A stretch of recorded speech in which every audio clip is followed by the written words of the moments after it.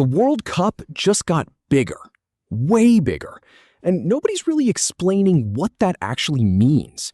Not for the teams, not for the fans, and definitely not for the countries who now have a very real shot at qualifying for the first time ever. So let's fix that.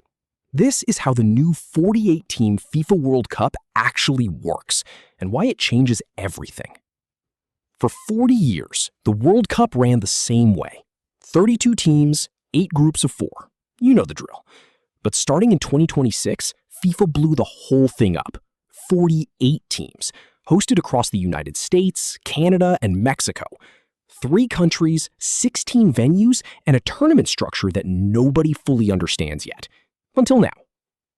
Let's start at the beginning. How does a team even get to a 48-team World Cup? FIFA split the world into regions. UEFA for Europe, CONMEBOL for South America, CAF for Africa, and so on. Each region gets an allocation of spots based roughly on how competitive they are. Europe, for example, gets 16 spots. Africa gets 9. North and Central America and the Caribbean get 8.5. That half spot, it goes to an intercontinental playoff, a mini tournament where teams from different regions fight for the last few seats at the table. Yes, half a spot is a real thing FIFA does. Carry on. So 48 teams show up. Now what? Here's where the format gets interesting. Instead of 8 groups of 4, you now have 12 groups of 4. 12. Each group still plays a mini round robin.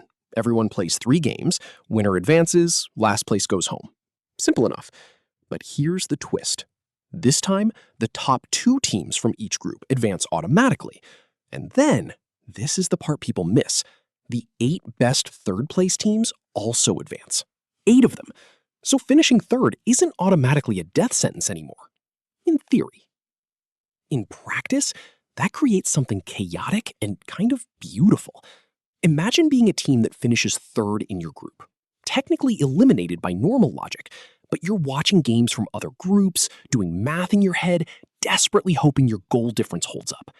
It's essentially a league survival battle squeezed inside a World Cup. For fans, it's agony. For neutral viewers, absolute television. Those 32 surviving teams, 24 group stage qualifiers plus the 8 lucky thirds, now enter the round of 32, a classic knockout bracket. Win or go home. No second chances, no safety nets. The tournament becomes a straight elimination event from this point forward, all the way to the final. Round of 32, round of 16, quarterfinals, semifinals, final. Clean, familiar, brutal. Here's where it gets interesting. The total number of matches in this tournament is 104. The old 32-team World Cup had 64. So FIFA basically doubled the amount of football, which means double the broadcast revenue, double the sponsorship opportunities, and double the hotel bookings in Los Angeles and New York. Whether you think this is pure greed or pure spectacle depends entirely on your personality type. But the real story? It's the countries this format unlocks. In the 32-team era, entire continents were squeezed into a handful of spots. Africa had 5. Asia had 4.5. Now, suddenly there are 9 African spots, 8.5 for Asia. Nations like DR Congo, Senegal, Iraq, and Indonesia, places where football is religion, now have a genuinely realistic path to the biggest stage on Earth.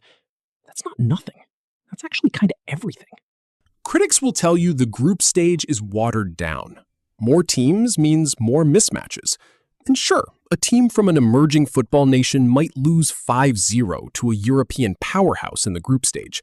But those same critics forget what a World Cup debut means to a country of 50 million people watching at 3 a.m. The scoreline doesn't tell that story. So here's where we land. The 2026 FIFA World Cup is bigger, louder, messier, and more complicated than anything we've seen before. More teams, more drama in the group stage, more countries feeling like football belongs to them, and more games, which means more moments for something completely unexpected to happen. Because honestly, that's all any of us are really watching for.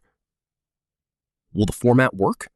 Will a 48-team World Cup feel epic or exhausting? We're about to find out. And I'll be here breaking down every twist, every format quirk, and every tournament that matters. So if that sounds like your kind of thing, you know what to do.